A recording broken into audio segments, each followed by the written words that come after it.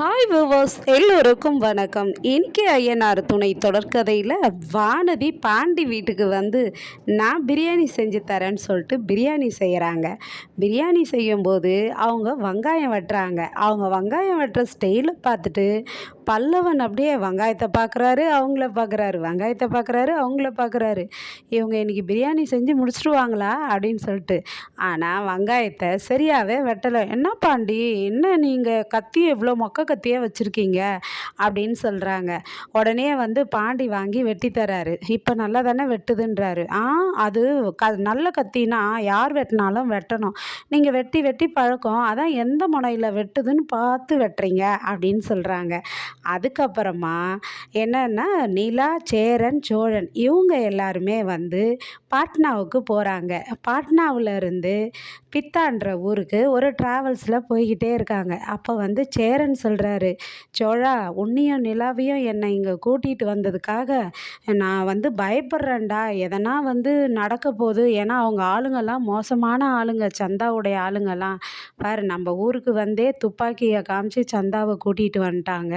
அதனால் என்னால் எதனா பிரச்சனை உங்களுக்கெல்லாம் வரப்போகுதுன்னு நான் பயப்படுறேன்டா சோழா அப்படின்றாரு. அதுக்கு உடனே என்ன சொல்கிறாருன்னா, சோழன், அண்ணா உனக்கு வந்து சந்தா மேலே அன்பே இல்லையாண்ணா, லவ்வே இல்லையா அப்படின்னு கேட்குறாரு. இல்லைடா, எனக்கு சந்தாவை பிடிக்கும் தான். ஆனால் என்னால் நிறைய பிரச்சனை வந்துடுமோ உங்களுக்குன்னு ஒரு நெருடலாக இருக்குடா எனக்கு அப்படின்னு சொல்லிட்டு வராரு. அதுக்கப்புறம் வந்து இந்த வானதி பிரியாணி செய்யறத பார்த்துட்டு நடேசன் வராருங்க. ஏம்மா வானதி, என்ன பிரியாணி செஞ்சிட்டியா இல்லையா, எப்போ தான் சோறை போடுவ அப்படின்னு சொல்லி கேட்குறாரு. உடனே இன்னும் ஒரு 5 நிமிஷம் அங்கிள் அப்படின்றாரு. சொல்கிறாங்க வானதி. என்னது 5 நிமிஷமா, இன்னும் குக்கர் சத்தமே வரல, இன்னும் 5 நிமிஷம்ன்ற? ஐயையோ, எனக்கு கை கால்லாம் வடவடன்னு இருக்குதுமா. இதோ இவனுங்களுக்கு நீ ஆக்கி போடு அப்படின்னு சொல்லிட்டு அவங்க பசங்களை பார்த்துட்டு, டேய் என்னடா சிக்கன் பிரியாணி இன்னைக்கு சிக்காதுடா, நான் போய் மட்டன் பிரியாணி சாப்பிட்டு வரேன், எனக்கு கை கால்லாம் வடவடன்னு வருது அப்படின்னு சொல்லிட்டு மட்டன் பிரியாணி சாப்பிட போயிடுறாரு. அதுக்கப்புறமா வானதி வந்து பிரியாணி செய்ய உள்ளே போயிடுறாங்க. அப்புறம் வந்து சேரன், சோழன், நிலா எல்லாருமே இடம் தெரியாமல் காரில் அலைஞ்சிக்கிட்டு இருக்காங்கங்க. எங்கே இருக்குது அந்த பித்தான்ற ஊர். அப்புறம் அனிஷ்க்கு கால் பண்ணுறாங்க, சந்தாக்கு கால் பண்ணுறாங்க. அவங்க ஃபோனே எடுக்கலை. என்னப்பா இவங்க ஃபோனே எடுக்கலைன்னு சொல்லிட்டு போய்கிட்டே இருக்காங்க. யாரையாவது கேட்கலாம், சின்ன கிராமம்தான், ஆனால் தேடி கண்டுபிடிச்சிடலான்னு போயிட்டுருக்காங்க.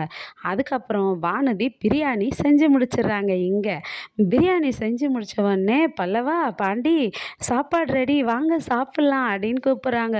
பல்லவனா, சாப்பாடு ரெடியா, 12 மணிக்கு போனீங்க உள்ள, 4 மணி ஆச்சு நீங்கள் வெளியே வரத்துக்கு, அப்போனா நல்லா சமைச்சிருப்பீங்க போல இருக்கே, சாப்பிட்லான்னு உக்காடுறாங்கங்க. உடனே வானதி சாப்பாடு குக்கரை திறந்து போடுறாங்க. பிரியாணி இல்லைங்க, அது களி கிண்டி வச்சுருக்காங்க. கரண்டிலேருந்து கீழே விழவே மாட்டேங்குது தட்டில். டப்பு டப்பு டப்புன்னு தட்டி போடுறாங்க. பல்லவனும் பாண்டியனும் வானதியே முறைச்சி பார்க்குறாங்க. ஐயையோ, நம்ம மாட்டிக்கணும்ன்ட்டு. அப்புறம் சிக்கன் குழம்ப கலக்கி ஊற்றுறாங்க. என்ன வானதி இது ஒரே கலராகுது, ஐயோ என்ன இப்படி இருக்குது அப்படின்றாங்க.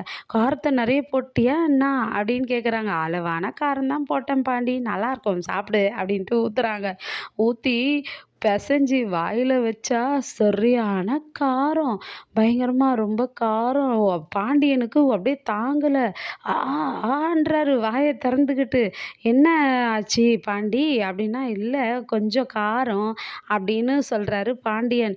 உடனே வந்து வானதி கேட்குறாங்க, காரமாக இருக்குதா அப்படின்னு கேட்குறாங்க. அதுக்கு வந்து பல்லவன் சொல்கிறாரு, காரமாக இல்லை, காரத்தில் தான் குழம்பே இருக்குது அப்படின்றாருங்க.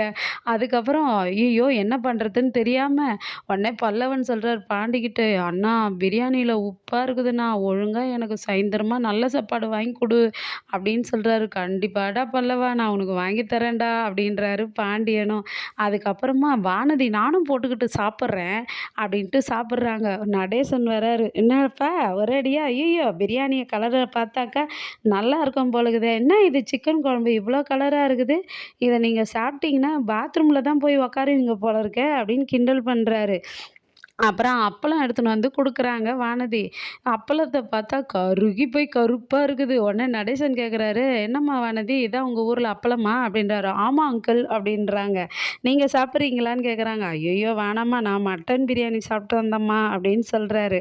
அதுக்கப்புறமா வானதியும் என்ன பண்றாங்க, அப்போ நானும் போட்டுக்கிட்டு சாப்பிட்றேன்னு தட்டுல போட்டு சாப்பிட்றாங்கங்க. சரியான காரம்.